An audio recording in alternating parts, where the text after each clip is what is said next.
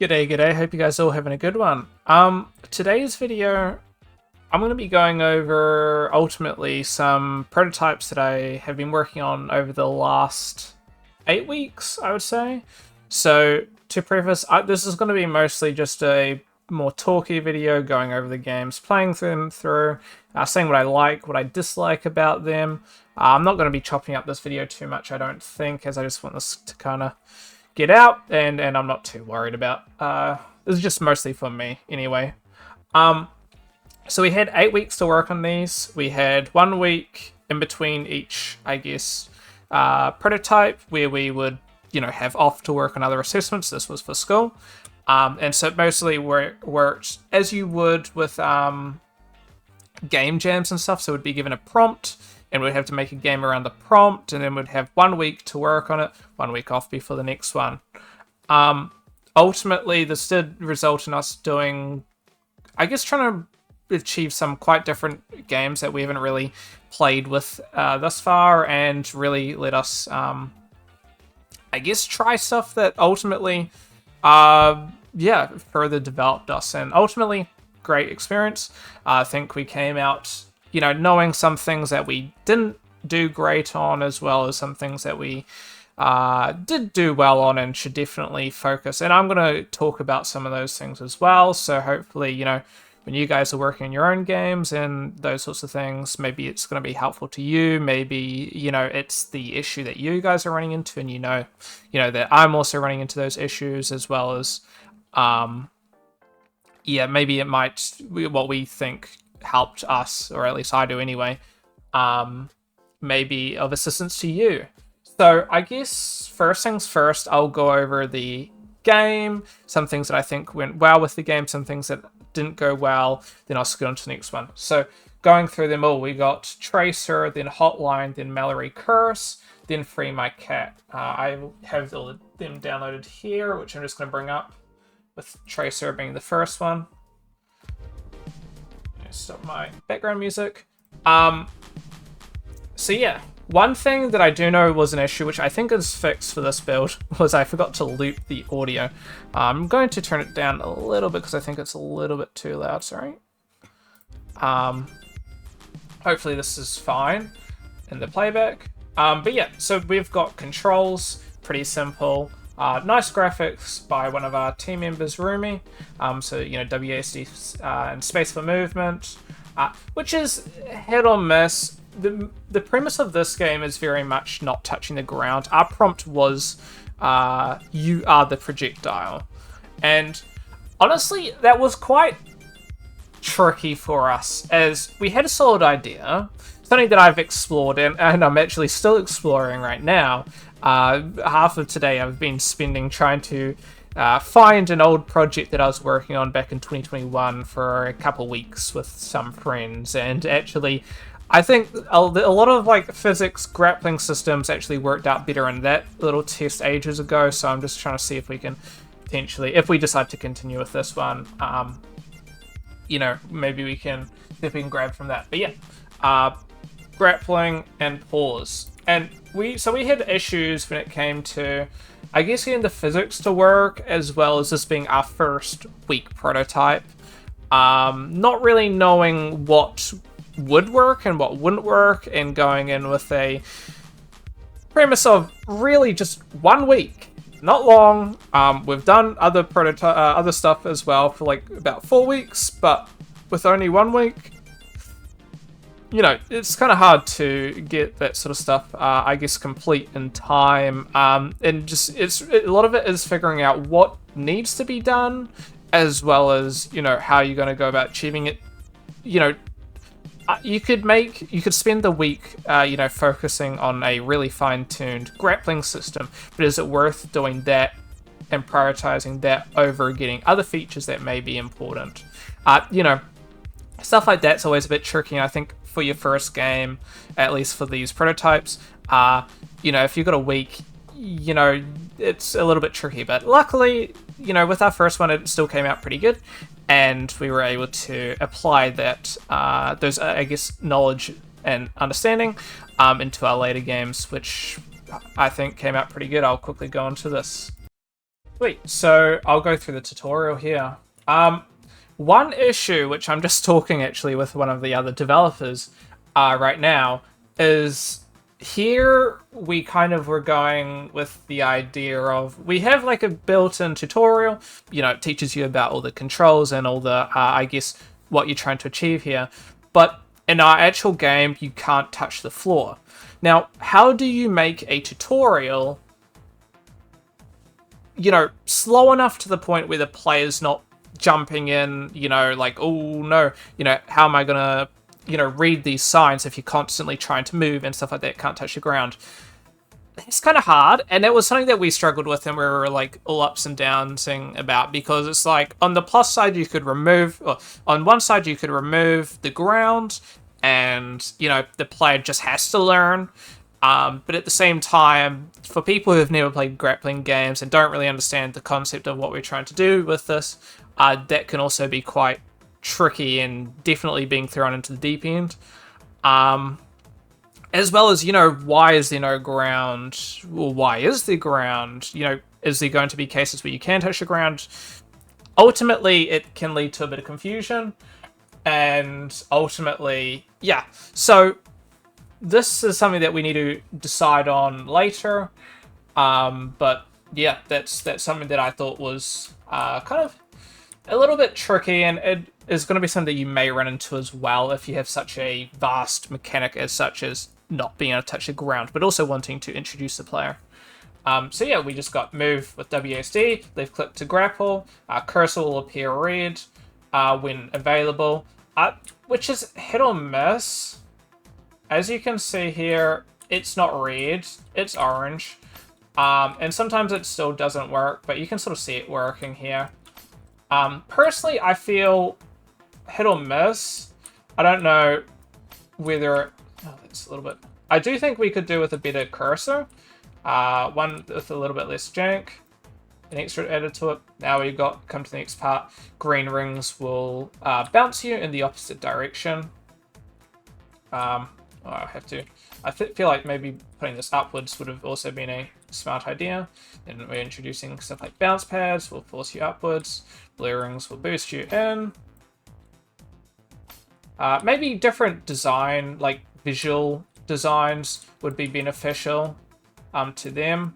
As they are both the same with different visual effects, with one being green, one being blue. It can be pretty easy to, I guess, from a distance, not really know what it's going to be, and it can also be a bit confusing and hard to remember. So maybe some visual effects that actually like points in the direction that they're going to be, I guess, bumping you. I'm not too sure. That's something that I think we can consider. I feel like this would be a great game to continue with, as there's a lot that needs to be improved.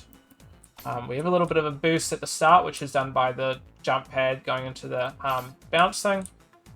Now, the aim of the game, is to not touch anything while collecting the points. And you need a specific amount of points, that being 50, which you can see in the top.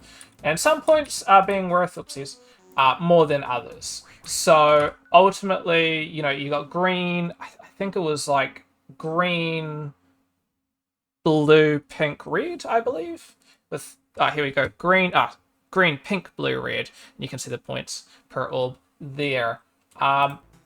Ultimately, I think there were some issues with it. So they also boost you, also dependent on the type of orb they are. Now, that's an interesting premise and something that I don't think has been explored too much. But I do feel like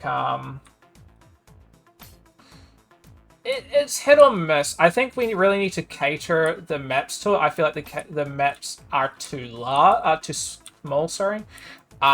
Which often leads you to running into walls.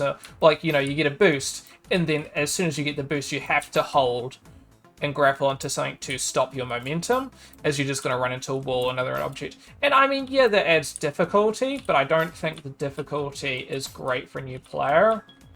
Especially this being the first level. So as you can see here, I sort of going a little bit crazy, so I need to grapple onto something.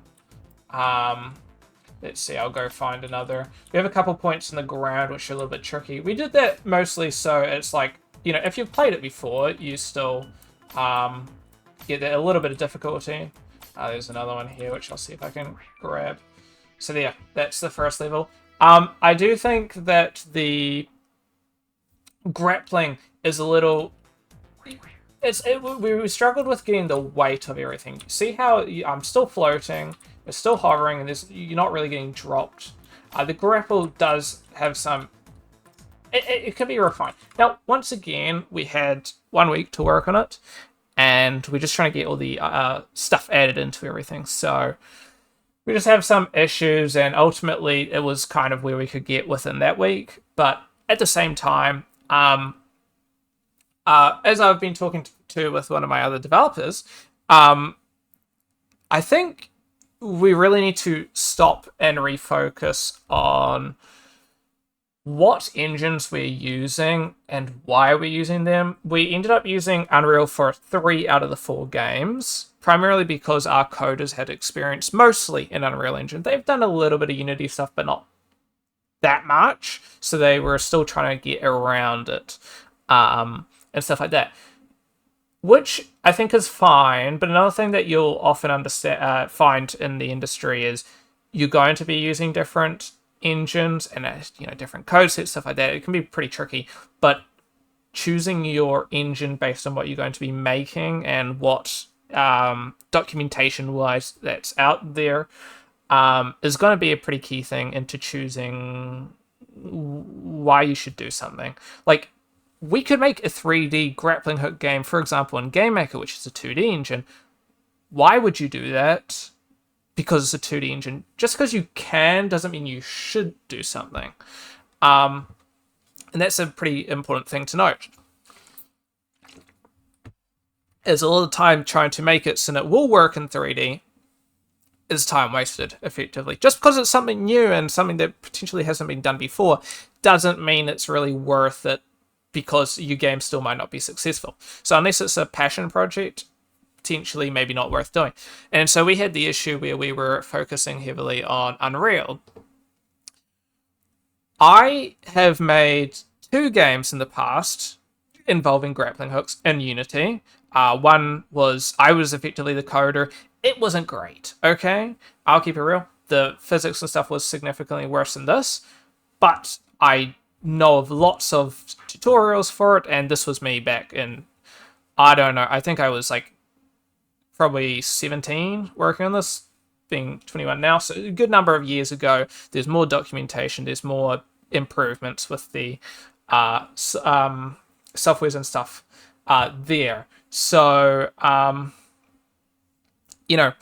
I've got to experience it. We made another one a year later, and that actually came out pretty good, which I've been testing. I can actually bring it up now, if I can find it. Quickly pause and see if I can find it. Here we go. I actually did have it open. And this is something that I think was done pretty well, a bit better implementation. Sorry, let me bring it up. So this one was worked on for also a week, but we got grappling system going here.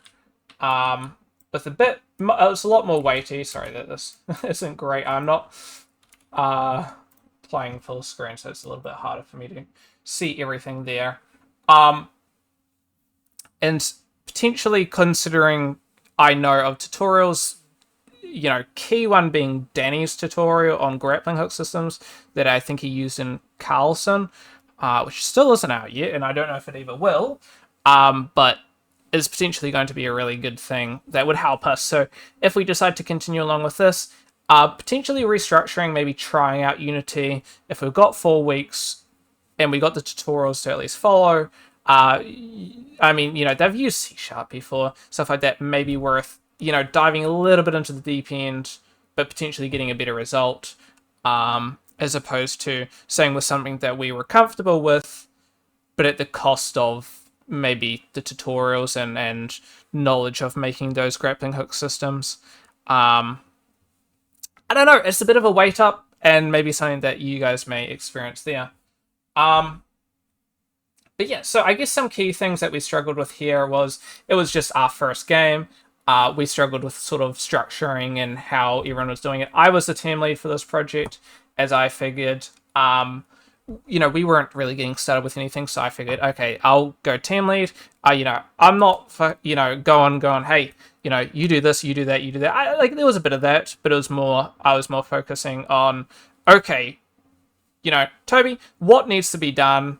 Okay, yada, yada, yada. I'll go, hey, here's like 5 things that need to be done.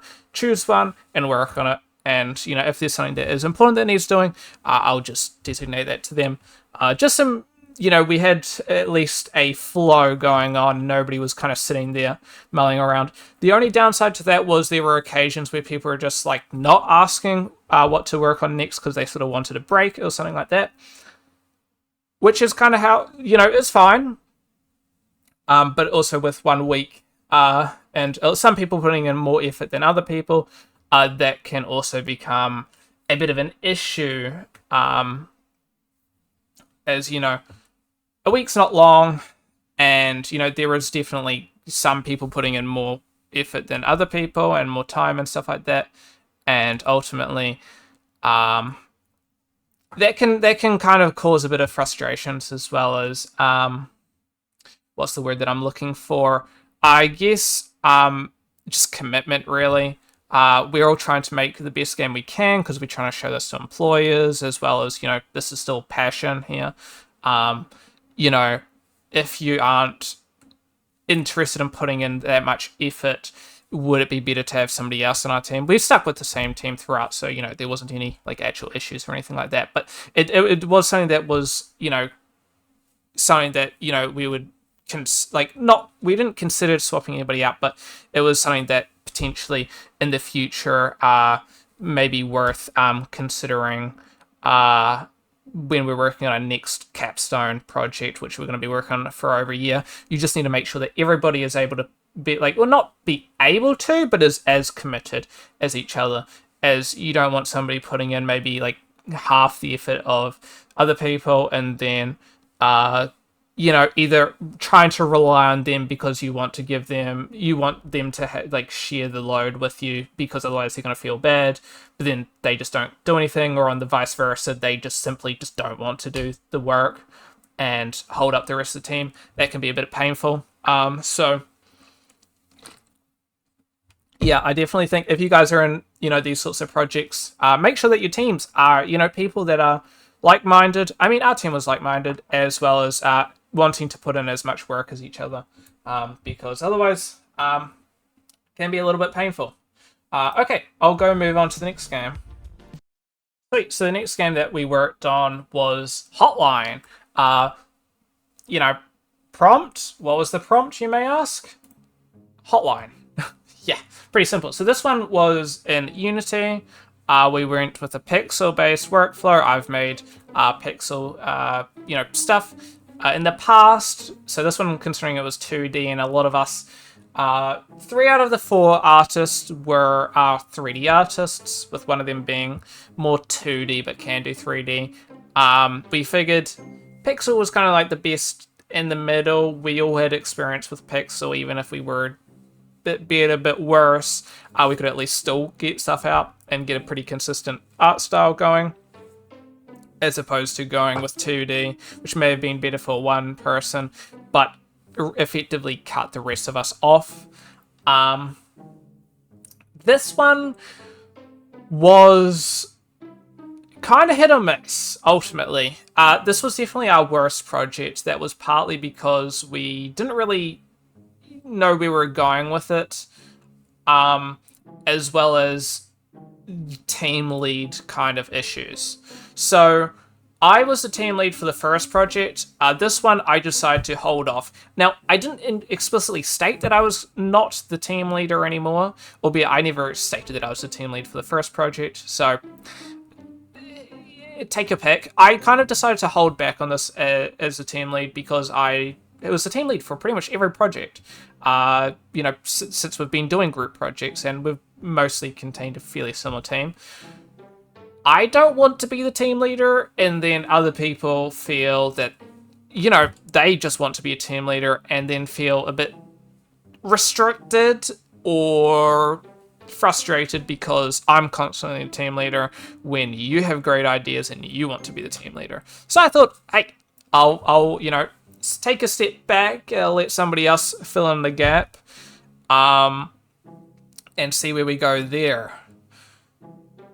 Unfortunate note, nobody really stepped in, at least for the start.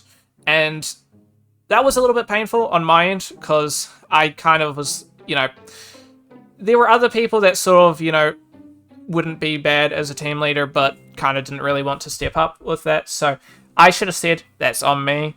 But at the same time, we did get Ruben to pop in as a team leader. He said that he was incredibly frustrated and hated being a team leader and never wanted to be a team leader again. He said it was just stressful and took a lot of time. I'm not too sure if there was more to that and what explicitly was causing that. But I can definitely agree with him there. Team leading is not necessarily just easy dictating, what people are doing. Hey, I want you to do this because I can't be fucked doing it. For these group team projects, it's often, you have to sit back and wait. Somebody is working on something in the weekend and needs some help. Who are they going to message? They're going to message you because you're the team leader. What am I to do for the next, I guess, 2 days?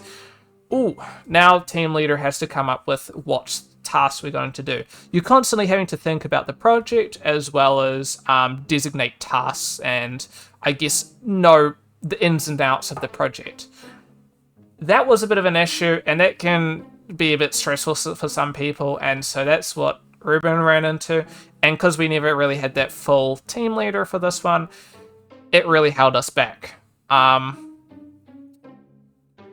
Yeah, that's, I guess, the summary of that one. But yeah, we got WSD space for movement, E to interact, Q for smoke bomb, escape, and going upstairs. Another one that we kind of ran into with this one is nobody was really fully, I guess, on the same page with some things. There was a bit of what's the word? I wouldn't say an argument, but differed opinions and stuff like that. Ultimately, it came out fine, but that can be a little bit of a frustration, especially when we only got a week. So we can go and press. I'm not going to go read everything because I know what happens, but you can go and steal stuff, which gives you money, and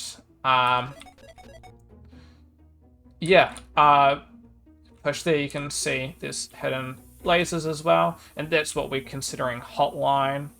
So something that I found a little bit frustrating was the teachers stated, oh, with this being outside in the tutorial, it can be hard to know, that there's a thing there and it's easy to die.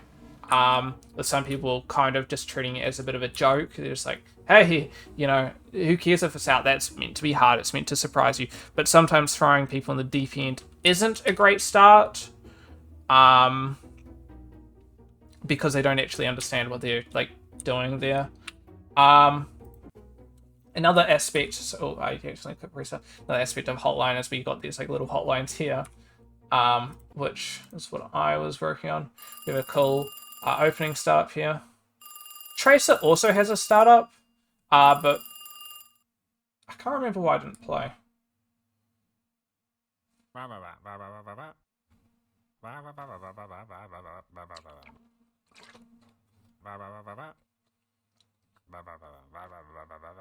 So something that we found was really helpful, and we'd been doing for a little bit of other games as well, even outside of these prototypes, is adding this little cutscene at the start of the game. Introduces a player to, I guess, the premise, as well as a bit of context to stuff. As sometimes it can be hard. You can do environmental context and lore and those sorts of things, but sometimes the player doesn't pick up on it, and sometimes it's not always too obvious. You got examples Souls games, right? You got Elden Ring and stuff. Those are very environmental storytelling, picking up and listening to random people around the map. It's not, I guess, fed to you. It's something that you sort of learn along the way and kind of pick up, and a lot of it you will have to at this point, search up online. if you don't understand those sorts of things, which is kind of interesting and is a pretty cool approach for those people that really like exploration and trying to come up and find, I guess, reasons to things. Whereas this is a different approach of we doing just cutscenes, effectively just telling the player what's up. Works out pretty good. I found that, you know, a lot of people didn't really understand what they were doing after including the cutscene. Everyone seemed to be pretty happy with it from feedback. And that's a pretty big thing as well. I'd probably recommend doing. Just found a bug in the game. You can... Oh, never mind. It worked that time. You can steal, and it changes the way that things go. You can actually pick this one. There's no steal sign, but we added the sneaky statue that you can steal here. You can go up and steal these things. Ultimately, the game's really simple, especially if you know what you're doing. It can be pretty easy. But there's some issues here, like how do you know where to drop down? Stuff like that, you know, we just gotta accommodate and stuff like that. Ultimately, this game worked out pretty good. I still think although it wasn't entirely what we're after, we're still all pretty happy with the result. As a game, right? It's still a very playable game, even if it's a little bit half-baked. And I'll go on to the next game, I guess. Actually, something that I might quickly go over before I go on to the next game is a program or website as well called Miro. We used this extensively. I'll go through how we used it throughout the different prototypes. I would say there's some key things to note here. There's some pros and some cons using Miro. Miro is amazing for like collaborative, like, I guess, getting everything together and knowing what everything's going with. The downside, you can only work on 3 boards on the free version. If you want access to more boards, you either have to pay or just you can't use Miro, right? Or you could just delete an old board, which is why we got prototype 1, 3, and 4, not 2, because we deleted it. Did find this incredibly helpful in the end. I'm not too sure what we're going to do when we decide to continue. I have some ideas, but we'll have to see. I'm just going to boost up the audio a bit.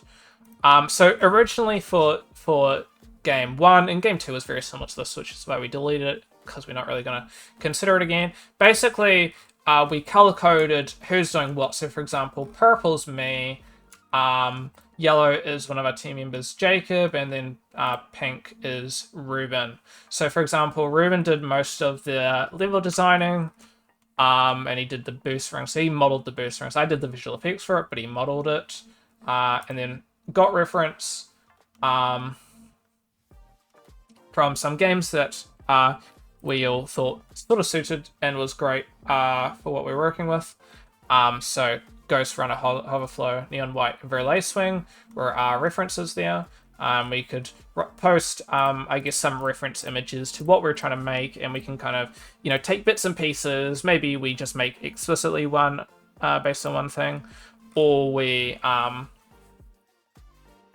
you know, we could also just, you know, take bits and pieces. Now, the key thing to this that was helpful was we could always go in and talk to the team. So what we ended up doing is whenever you're making a new item, you'd get one other person, one other artist to come in, look at the items that you have here in your references and go, what do we like? What do we dislike about this?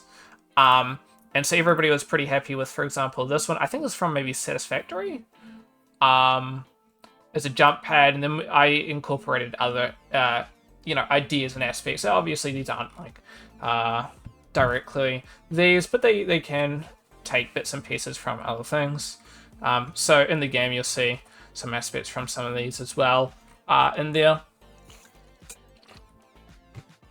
Kind of helps with the art style, because then if somebody else knows what you're working on and what references you're using, then you can kind of go, I agree with that, or I disagree, I don't think that suits our art style. Helps you stay a bit tighter and closer. Which is going to lead into our third game, and as you can see, it's significantly different. Also, a heap more stuff was made here, which I think was good. Here, you can sort of see I've plotted this up. This was a lot of it was me plotting up stuff to do. I was the team leader for this team again, for the group again, for this project. And so I was constantly adding stuff to do.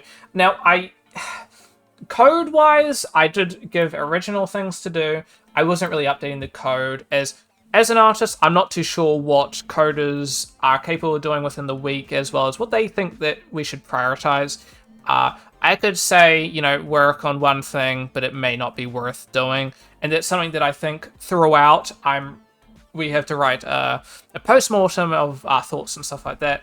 And that's something that I do go over in there. I think as well as having one artist lead, you also need a coder lead, at least for our team anyway. That just means that the coders always have somebody to go to and go, hey, you know, I'm free, I don't know what to do. Please give me some tasks. And I'm going to come back to this in the final project, as there were some issues with that one, and I'll go over what went wrong and why. But yeah, so here, I always made sure there was, like, you know, 5 to 10 items here, maybe a bit more. Just means that if you got a minute and you're not working on something, drag one thing in here, grab some resources, some references, and start working on it. So some things that was never ended up being made, but you know, was here. Some of these have been, but paint can, glass cups, I was going to work on, didn't run out of time. Utensils, most of these were done. You know, blinds, I don't think was done. Cabinets may have been. Kitchen bench definitely was done. But some other things here you can see. Also helps you know what has been done. So one makes you know what people are going to be working on. So if you're just like, actually, I need this done. Actually, we did have flame effects done. I've actually remade some new flame effects for this project if we decide to continue post. But yeah, so I could know, for example, one of our team members, Chris, was working on the enemy visual effects there, and enemy AI. So that's super helpful because you just know what he's going to do, so you're not, you know, overlapping some of those, some of his jobs there. Sorry. And then we've got, you know, what has been done, so you know what you can implement into the furnishing and stuff like that. So we've got like pens, all these sorts of things, and they're all color-coded as well. Most of them, not all of them. So you know who's kind of been working on what. So, for example, Jacob was working on yellow things, and for example, I was working on purple things, and Ruben was working on orange things. We did run into some issues and some downsides. With what we were doing here. There were occasions when people did steal things from one person's thing and then worked on it, and that was a little bit frustrating, as there were occasions that did happen, and ultimately, if you're planning, you got something in mind and you're going to work on it, but you're just holding it off, please don't steal the task. You know, you're going to be working on it, you've got it all set out and planned, and then it's gone, and you're just like, what the fuck? Where did it go? Oh, somebody else has done it, even though it was included. That was kind of frustrating. I did have that happen a couple times. But yeah, ultimately, this definitely helped refine, at least artist-wise, what we're doing, and I think was a pretty key aspect to making sure that we got as much done as we did within the week. Like, this is literally a week and we got all these done, which is great. I'm not going to finish the game as it's way too long. It's still relative size. It's about 15 minutes if you don't know what you're doing. Maybe more or less. But yeah, so the prompt for this was 3 colors. And that was a bit of a struggle. I think you could argue we didn't really hit the 3 colors in the end. Oh yeah, I forgot that there's that sound there. So you have some background stuff which you may not be able to hear because of the way that I have the audio levels set out in OBS. But it's just like, what's it called? Ambient noises, right? So we're using like, you know, we're using sort of like a grey, yellowy grey to like a kind of like yellowy black. As the two colors, we can press, what is it, F, which uses a flashlight. And then you can obviously see the text and it tells you where to go next. So it says, we also had Ruben voicing where to go. Now we had some issues. As you can see here, some things get washed out. That was solely an issue with the post-processing effect that we used. Unreal's not very great with post-processing effects. It's much better to use Unity for that. Very frustrating. We did run into the issue where you can go and access another key right here without continuing. It's a bit of a level design miss that we've kind of done, but oh well. I can't remember where I was supposed to go. Either way, we've also got a map here. And, I mean, this is pretty much it there, what's kind of going up. So, would I say to use post-processing effects in Unreal? Possibly, if you got the time. With 1 week, it was a bit of a frustration. It did save us from having to worry about texturing and stuff like that. We did texture some items, as you can see. But ultimately, also I'll show it while we're here. When your light goes out, there is a monster. And is he caught? I think he's caught on some stuff. Let's see if he's caught. And he will chase after you. If he touches you, you die, which is kind of creepy. So you can hear me breathing. I don't know if you can hear because it's very quiet. So to get him to stop, you can do that, and he runs away, which you can sort of see him going there. Pretty cool. I really like this game. I think we will be continuing it. I do think of the two games that we're going to be continuing, it's probably going to be this and the first game, Tracer. They were the most built out. And I think they lead to a lot of stuff. I think we're going to be doing completely overhauling this one and making some pretty major changes to Tracer based on that. Ultimately, was pretty good. I was like half team leader for this one, half not. It was mostly me, but it wasn't my idea, and so I kind of offshot some things. But that was kind of a bad thing because they didn't fully understand what they were doing. In regards, like, not understand what they were fully doing. They were still a bit shaky and didn't really understand, and sometimes they were hard to reach or couldn't really give a definite answer that made us not completely understand where we were trying to go. Got a bit tricky with, just make sure that if you are, like, either don't have one person come up with the idea, or if you are going to have one person, make sure that they definitely know what they're going to be doing. Actually, I'll bring this up, actually. Complacency. Complacency can be a big thing when working in a team where you're trying to share, I guess, the burdens of mistakes and these sorts of things. I think one of the worst things, not the worst things, but something that can be incredibly painful is either being complacent or trying to just be a bit of a yes man. Okay? Don't say yes or okay to everything that's given to you, okay? Especially if you don't understand why. Yes, sometimes you're going to be doing stuff that you're not entirely happy with, and stuff like that.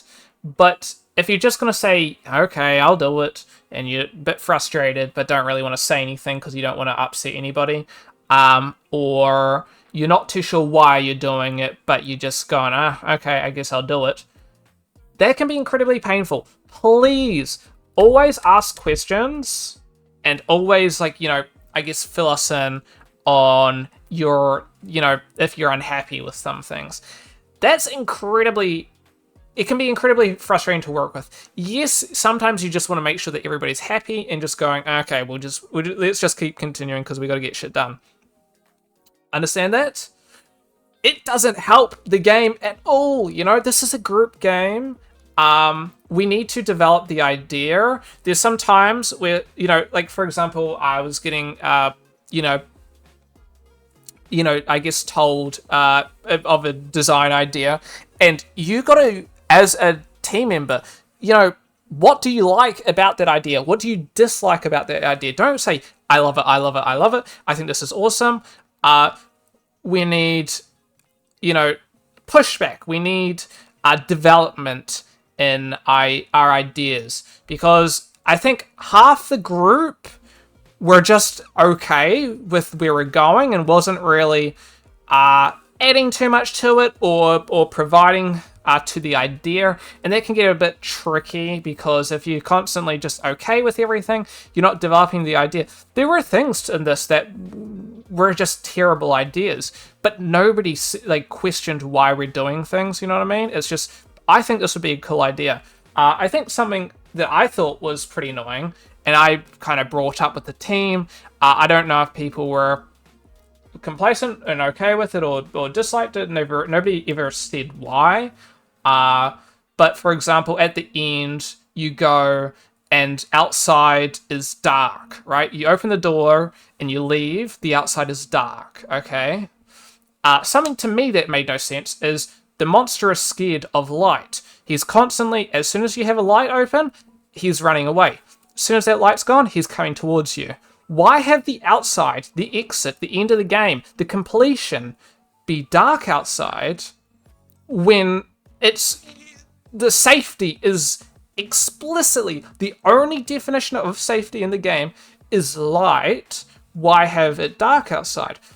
It's still dark outside. I said that that's stupid and it doesn't really make sense.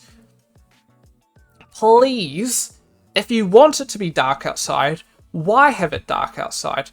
Just saying, I think it looks cooler, I'm going to vote with it, this is what I think is cooler.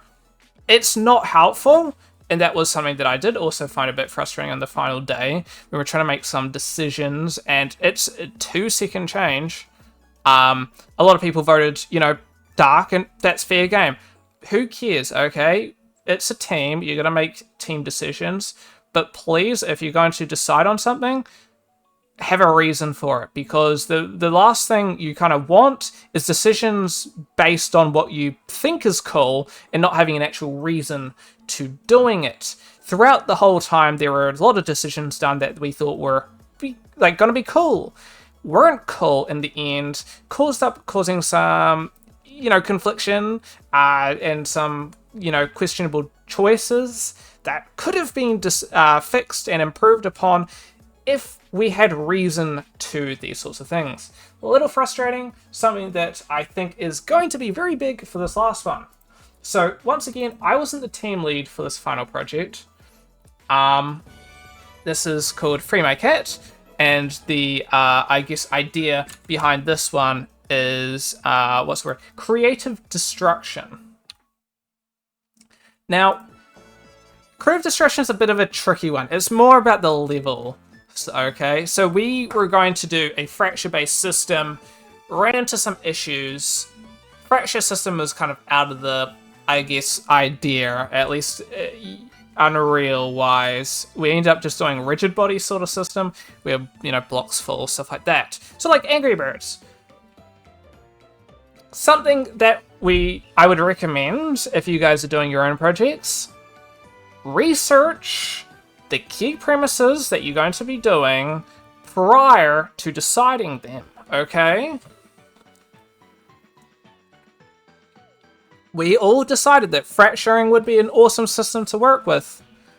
None of us knew what was involved in making a fracture system. Key issue, wasn't viable. We spent half the week kind of making a fracture system, multiple hours, didn't work out. Switched to rigid body. Didn't really have enough time to fully fine-tune some things. There were some issues at the end. this is something that I think maybe spending that extra 30 minutes going and looking how, I guess, usable and doable things are is going to be significantly more important than sticking with it. You know, you lose that 30 minutes, but saves you maybe 10 hours down the line, half a week, stuff like that. Something that I did find frustrating. Now, okay, I do want to preface, none of these are like anybody in particular's fault, okay? It's just the way that things went, and it's things that I want to point out were not helpful for us. Another thing that was incredibly frustrating.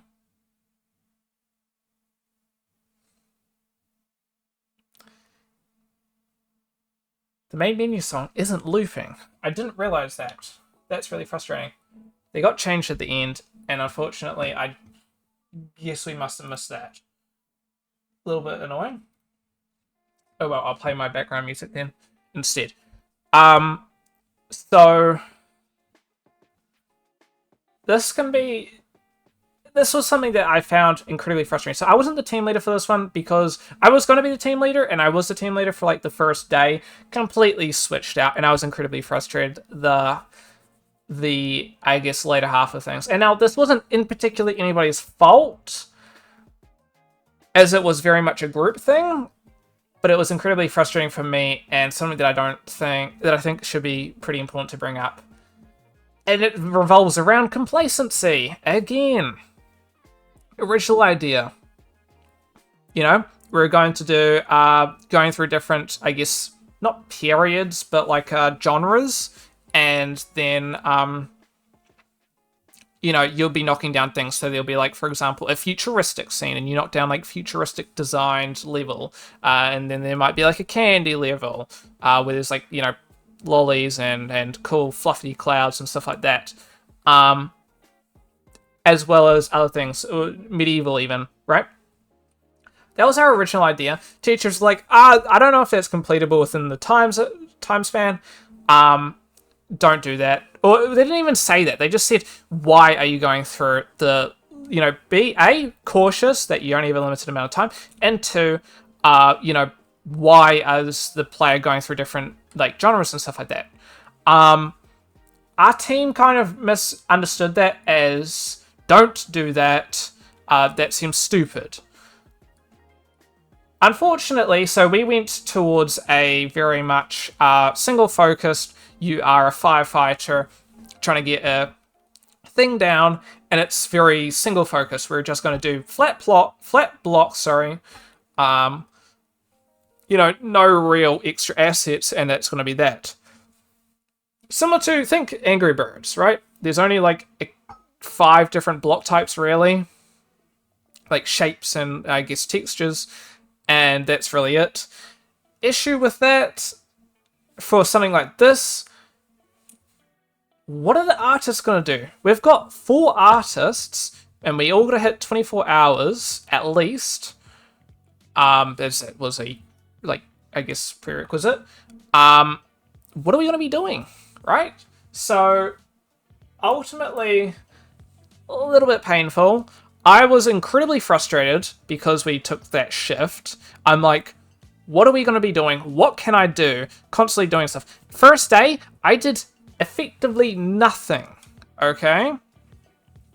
Nobody's fault, in particular. It's just people, once again, shifted without reason, okay? Don't shift without reason. Incredibly frustrating. I don't want to be sitting here, you know, going with your different stuff without a reason to change. Yeah, we had that reason technically of, sure, it's going to make it easy to, I guess, have design reasons. At the same time, if we're only going to be making like 5 assets, 4 fucking artists is a complete waste of time, right? We could make all those art like pieces within a genuine day. Like, it was such a waste. And so we came to the conclusion, because I didn't get anything to do the first fucking day, right? The second day, I make a couple things, not really anything, really. And then we decide at the end of that, okay, let's go back to similar to what we were going to do before with our little genres, except, you know, you're not sort of traveling or anything like that. Perfect! Now we got things to do. I'm going to spend, like, the week working on assets for this. Everybody was happy with that. Everybody was okay. Everybody was on the same page. And then came to the end. We weren't doing genres, right? And we were just doing a single thing. Oh my god. We've changed 4 times now. So, ultimately, incredibly frustrating. I was incredibly frustrated. I didn't inherently tell anybody that I was incredibly frustrated, but I sort of let it know that I was kind of like, what am I doing? What do you have me to do? Because I don't want us to be making these sorts of changes with, like, no reason outside of the fact that it may be cool, may help us with some things. What am I going to be doing, right? We have a time that we have to hit, as well as I'm doing this because I want to do it, okay? We're paying a heap of money to be here, to make games and stuff like that. I don't want to be making games and then not have anything to do, okay? Ultimately, that's that. A little bit frustrating. Make sure that you have things to do, and ultimately, yeah, what that resulted in is us having really half-baked levels, ultimately. What else? Half my assets are gone, dude. I spent, like, I think it was 36 hours making stuff for this game. Half of that time, those assets aren't even included in the final game. For example, if I open up Substance Designer, I made a bunch of different genre grounds. Everybody was okay with that. I asked, you know, what is there to do? Different grounds was given to me. I'm like, okay, sweet. Are we happy with this ground idea? Are we happy with this ground idea? Like I said, it's nobody's fault in particular, right? I asked multiple people about this, okay? We were all in conclusion and all happy with this. But guess what didn't happen? Us doing that, we ended up having different... We didn't use any of that. We just used the single material. I can show in the game, but I'll quickly show this first, for example. We had a heap of really cool materials and stuff. Let me see if I can bump it up here. It's under, let me just pause and find it. Sweet, I found it here. So I've worked on a heap of assets outside of for this, sorry. As you can see here, what's walls? I don't know what this is meant to be. Oh, that's for one of the other projects. But we have, for example, here's some of the assets. I used other programs as well for some other stuff. But for example, we have clouds, okay? Made some clouds for the project, and that would be great for the outside. I made asphalt. Now, bear in mind, these, I did limit myself to about 1 to 2 hours. I didn't follow a single tutorial for any of these also, because a lot of the tutorials were just going to take longer than that time. One, the tutorial was longer, as well as 2, following a tutorial also takes longer. So there's some asphalt, rather rudimentary, kind of basic, but would definitely work. That actually looks pretty solid as well. And tiles, which look pretty cool as well. Bear in mind, I'm not the best, like, designer for, you know, materials and stuff like that. I'm pretty decent. I know my way around it, but those are incredibly basic and not great for, like, a full production type of look. But I still think they look pretty cool. Completely made up by me as well. But yeah, ultimately, levels came out alright. Just gotta shoot the cat down.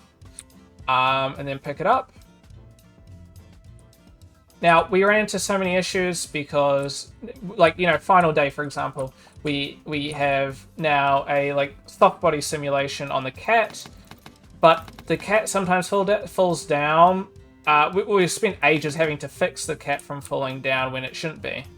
On one side, it's really cool. On the other side, that could have been limiting. It's not, you know, who made the soft body simulation. Not at all his fault, right? At all. But I do think that potentially it caused issues, at least for a bit, which we mostly fixed, but potentially... we maybe need to spend either a bit more time figuring out how to contain things a little bit better so he's not flopping around as much, or maybe it just wasn't worth going through it. I don't know. It is a prototype, and it's worth, you know, trying out these sorts of things, but at the same time, there are some issues that were brought up because of that on the final day that potentially wasn't needed. So, for example, we got C4 now. Oops. And here's...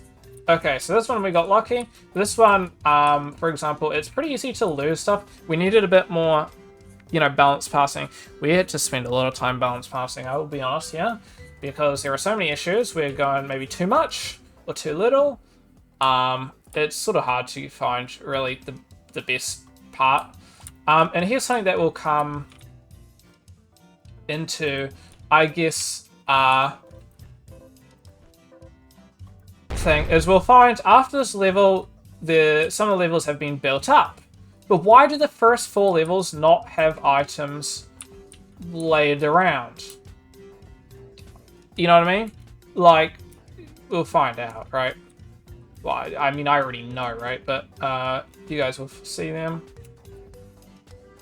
Yep, so now we've got it all built up. Really cool. Great. Why do the first 4 levels have it? It's not, obviously, anyone's fault, but these are just things that I, you know, point out, and I'm just like, you know, if this is something that we need to improve in the future, really having a rhyme and reason to it. Maybe it's because you're introducing the player and you just want them to focus on the things. Sure. At the same time, it's something that we never really got to go over. These are metal blocks now instead of the normal wooden blocks. This was a very last-minute thing, I will bear in mind. I made this texture very last minute. Oopsies. Okay, well, now I've lost my one thing, and we gotta restart. You can, I believe... I don't know if you can. Can you get through this? Let's see. Okay, so you can get through them. It is fine. Okay. At least tested that properly then. Another way that you can go is jumping away, and then we get access to rocket launcher. Which is pretty good. You get us down. I think this game is alright. So many issues with it. Like, once again, we have all these in here. But then we also have the C4 at the top. Why? We struggle to get up. What's the point of getting that C4 then? You know what I mean? Obviously, we needed a bit more time to cook it. So, it's not anybody's fault. But there's a lot of these sorts of questions here that as a developer, you sort of have to question and go, hey, you know, why are we doing this? So, unfortunately, what we were going to have at the start is have, like, different genres and sort of things. I'll see if I can actually boot up the game itself. So I can sort of show you some ideas and stuff like that we had. Let me just boot it up.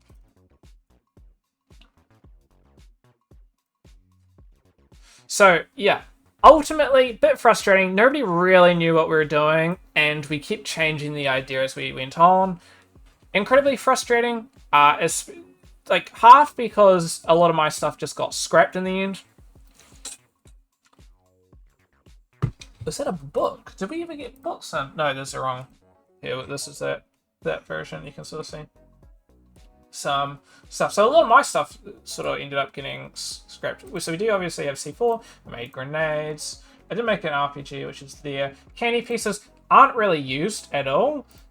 Lollipops aren't really used at all. There's obviously a C4 receiver. Stone tiles didn't get used. Asphalt didn't get used. Among other things. There's stuff that I didn't post in here that I did also go over. So we can go over some other things. There's more personal here of some items that would have been cool.